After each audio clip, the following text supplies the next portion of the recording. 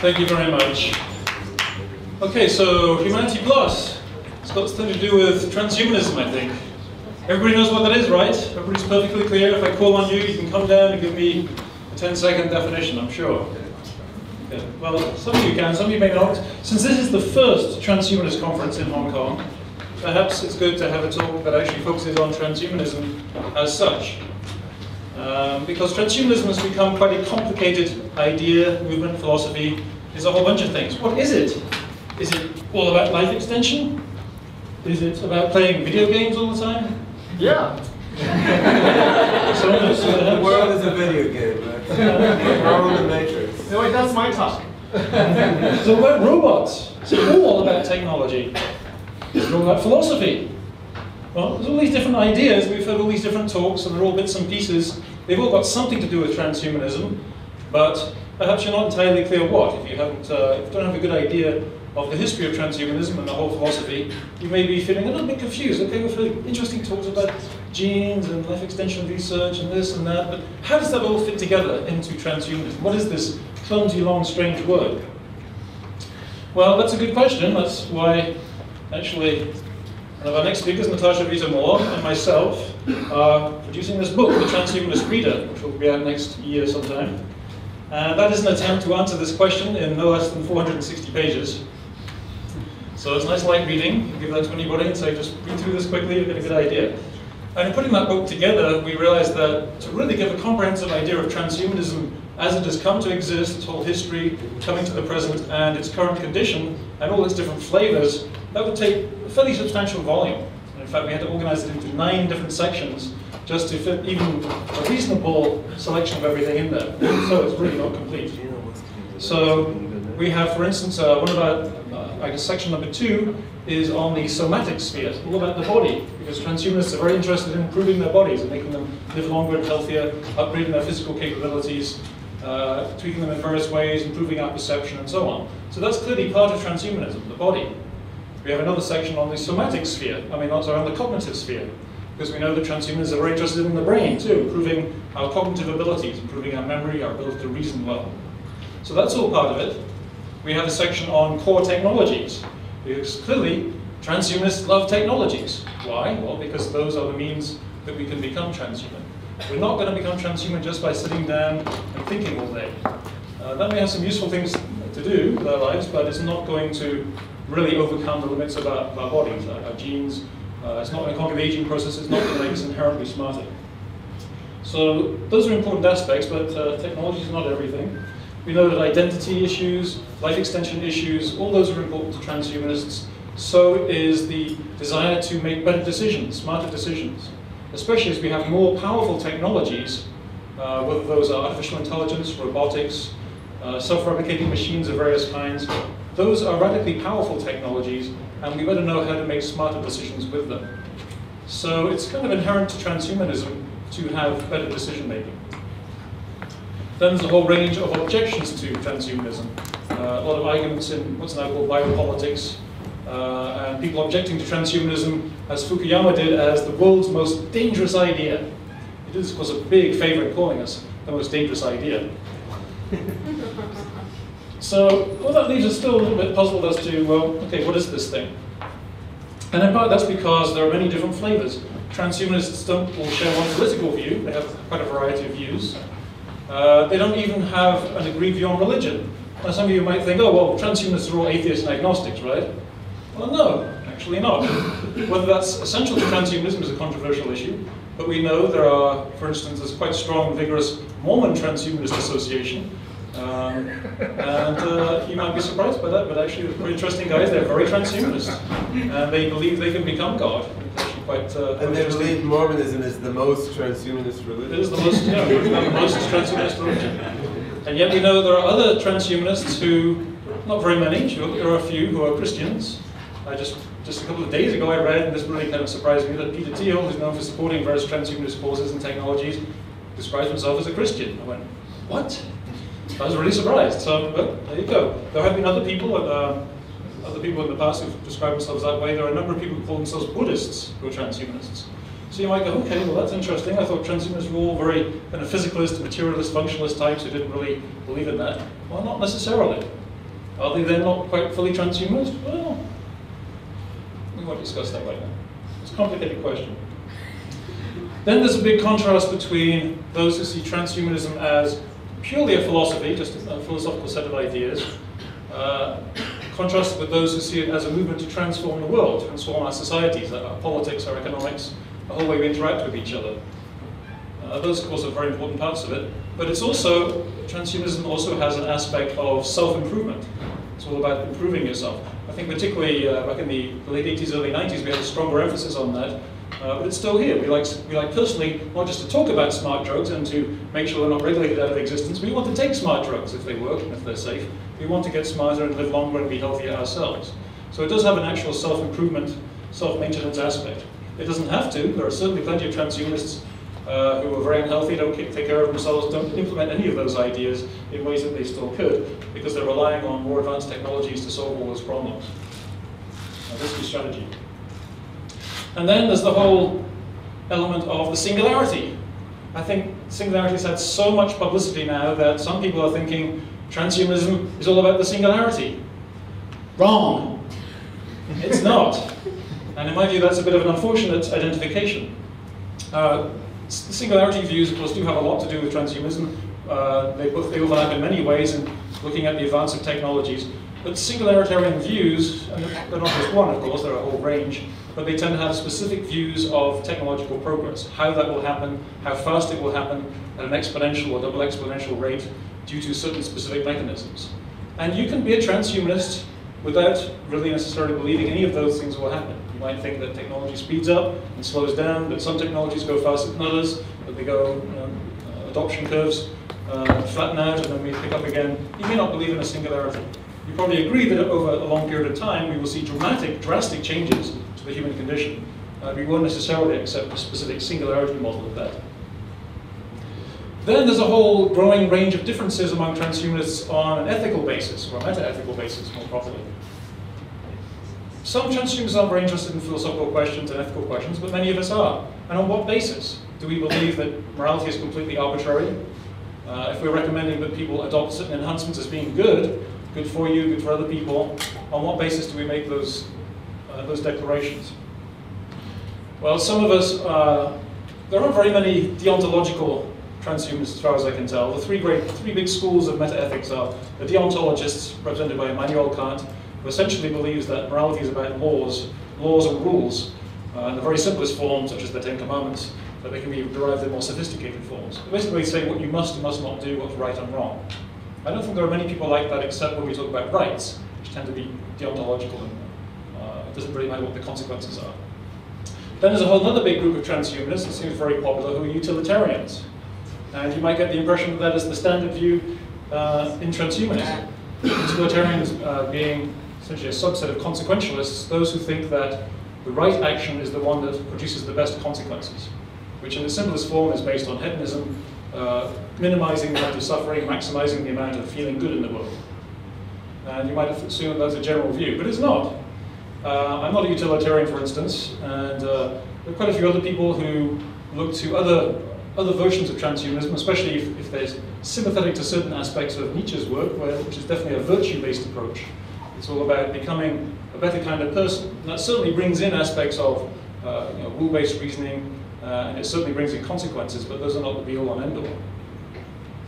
I'll talk a little bit more about that. These perspectives are not just variations of transhumanism, they're not just different kinds of transhumanism. They have some inherent biases and tendencies which I think we need to be aware of.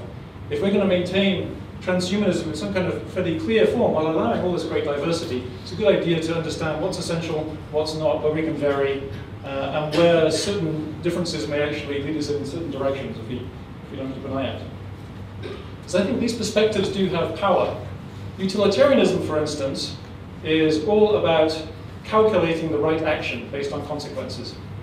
And that assumes, first of all, that you can calculate the consequences of your actions in some kind of fairly clear fashion. So it assumes that actions are calculable, right or wrong is calculable, that you can sum together the subjective states of being of everybody who your actions might affect, and then add those up and choose the right action. You want to maximize those outcomes. And I think that tends to bias our reasoning towards things that we can actually calculate and foresee and measure and quantify. It tends to reduce our reasoning to what is known. It tends to be a little bit closed to possibilities, because how do you calculate possibilities? You can say, okay, this new technology might open up these new opportunities and possibilities, but how do you actually weigh those and calculate them? It might be easier to weigh the downsides and dangers. You might be able to say, well, this could kill a certain number of people. But if you have no idea what the upsides are, you may start to be biased towards resisting that technology or over-regulating it, which of course can have its own costs. It also tends to weigh, what it necessarily weighs, at least in the hedonistic version, utilitarianism weighs sentience, not sapience. Sentience essentially feelings, how someone feels, you feel good or bad.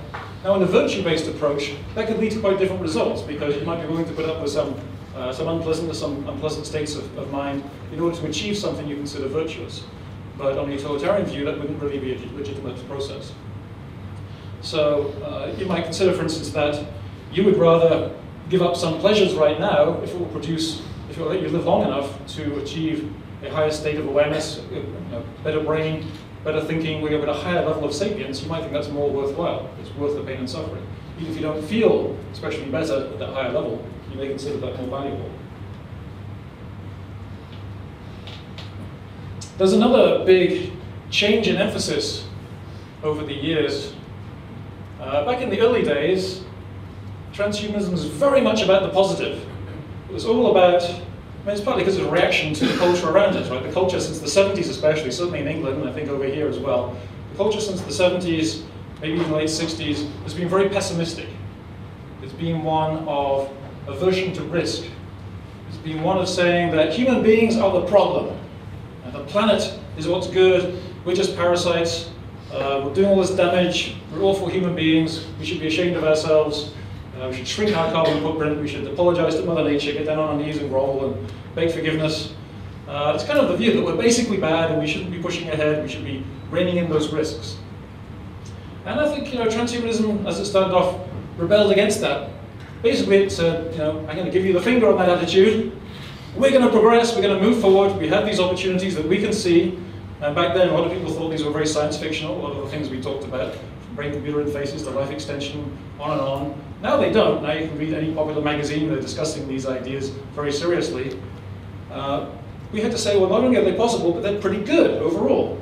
Yeah, they might bring up some problems, but basically they're a good idea. We should be pursuing these. So I think it's natural that over time, as we engaged a little differently with other people and other views, we weren't such a small subculture, and we had to deal with some more specific issues about how do we regulate these things, how do we make the best decisions, how do we allay people's concerns, otherwise they're not going to let us do these things. We had to start being a little more balanced in our treatment. As other people became more open and therefore a little more balanced to our ideas, we didn't have to be quite so pushy about the positive aspects. So we started to acknowledge that there are downsides, there are possibilities of, maybe there are runaway nanotechnology possibilities, maybe AI can become very powerful and not have our interests at heart. But to me, there's been a little bit of an overstepping in that area, which worries me a little bit. I think there's been so much focus on what's a very sexy idea of what's sometimes called existential risks, or which I prefer to call extinction risks, because existential to me is all about existentialism and what's the meaning of my life, so I can't see that as a risk. It's extinction risk. It's about the danger of destroying our entire biosphere, at least all of human beings. That's all living beings. That's a really sexy idea, so it's great to talk about that. It's very fun to focus on, gets you lots of attention. But from a transhumanist point of view, yes, that's worth paying attention to, because that's a possibility, right? We've had that worry for a long time.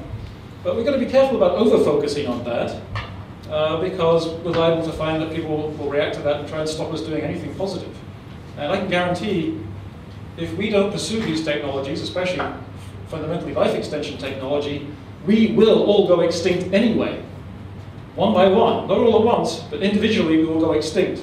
So fundamentally we've got to keep these technologies moving forward. Now I don't dismiss all these risks. I've been very aware of risks since I was pretty young. When I was growing up in England in the 60s and 70s, people were terrified of nuclear warfare. I was terrified of nuclear warfare. That was the thing every young person was afraid of being nuked to death. We all read those scary books, we all watched those videos at school. Those usually rather dishonest ones, actually, like Helen Caldicott, who showed the effects of dropping a nuclear bomb on a nuclear power plant, which is a very strange idea, to demonstrate how bad nuclear power is. But yeah, we scared the hell out of us. I remember sitting in an English class, I was probably about 13 or 14, and someone had recently made some kind of forecast that the end of the world was very near because of nuclear conflict, and it could happen without any warning because these automatic systems would go wrong. We were sitting in the class right around the day this was supposed to happen, and some kind of plane flew overhead making this loud roaring sound. We kind of went, oh shit, this is the time. So I've been aware of these risks. There are real risks of extinction, but if we go too far in that direction, again, we're going to go individually extinct. So let's not overdo it. So yeah, caution is good, but be cautious of caution. It's kind of a paradoxical thing. Too much caution will kill you. Now, there are already plenty of groups out there who are going to urge caution. The bioconservatives, various environmentalist groups, all kinds of people. Those who worry about globalization will put restrictions in various ways too. There's a huge alliance of different types of people with different interests, all of whom have an interest in restricting progress. And I include in that, by the way, many large corporations who want progress as long as it's on their terms. And if they can lobby governments to restrict other businesses from competing with them and allowing that kind of progress, they will do so. So they'll sound like they're in favor of progress, but as long as it's their kind of progress. So there are many, many different groups who don't seem to have much in common, except they want to restrict progress. And why is that? Because progress breaks down established orders and structures. Progress changes things. New technologies disrupt old industries. They can even disrupt whole societies and governments. And so it's not really surprising that this produces an alliance between some strange partners. You can see some very conservative people getting together with some deep ecologists, all to restrict certain kinds of technological development, material progress. So be cautious of caution. Or as there's a Chrissy Hines song, I think, I don't know which one it was, but I particularly like this one. I have to dig it out and download it, where she's singing, "Just Stop Stopping." And I think that's a good idea. We've got to stop stopping quite so much. We need to make strong, vigorous progress. We should still worry about these things, downsides and side effects of technologies, but let's maintain the essence of transhumanism, which to me reflects a few fundamental ideas. And progress is one of those. When I wrote The Principles of Extropy, which has gone through various different versions, one aspect of that, in the most recent version, I call that perpetual progress. That, I think, is a fundamental aspect of transhumanism that distinguishes it from other philosophies and worldviews. It's something we inherited from Enlightenment humanism. It's one of the good parts of that. It has its downsides. But it was the realization, coming out of the Middle Ages, there was this idea that we don't really make progress. Things stay the same. Certainly in the Western world, it's different in China for quite a while, but in the Western world, not much happened for about 1,000 years. There was very, very minor progress. People were very unhealthy, they died early, and you could go through generations and generations without seeing much progress. So this idea of progress is a fairly recent one, and it's not inevitable. That's another reason that I'm a little bit unhappy with the dominance of the singularity idea, because to me the singularity view either they will say no, and not saying that, they'll deny it to the end, but you look at it, it's very much suggestive of this inevitable progress, and progress is not inevitable. So one aspect of transhumanism that's critical is progress, and its vigorous, unapologetic pursuit. Another aspect, I think, that goes along with that is what I've described as dynamic optimism or active optimism, the idea that we can make our lives better, we can improve the world, but only if we make an effort. It's not going to happen by praying to some higher power or just by wishing for it. Optimism is only rational if you work towards it sensibly. And so another core aspect of progress, optimism of a sensible kind, another core aspect of transhumanism, which I hope will not ever be lost, is rationality. Using our reason, not relying on wishes or feelings, or the most dangerous area, of course, is authority figures, because there's no clear boundary between what's rational in terms of listening to authority figures, people who seem to know better than you, and taking that too far. So it's a very tricky area. I don't see too much of a problem with that in transhumanism right now, but it's one area to watch out for. The rise of taking gurus too seriously, and not being willing to listen to candidate contradictory voices. So really that's my message, is that yeah, it's very, very confusing sometimes. You look at all these different parts of transhumanism, all these different technologies, all these different interests, but there are some fundamental things which I think we should pay attention to, and that's what really I think we'll have in common, and not to be seduced by the dark side of some of these things, not to get not to become Pollyanna optimists, not to focus too much on downside risks in a way that will actually stop all progress. So stay positive. Thank you very much.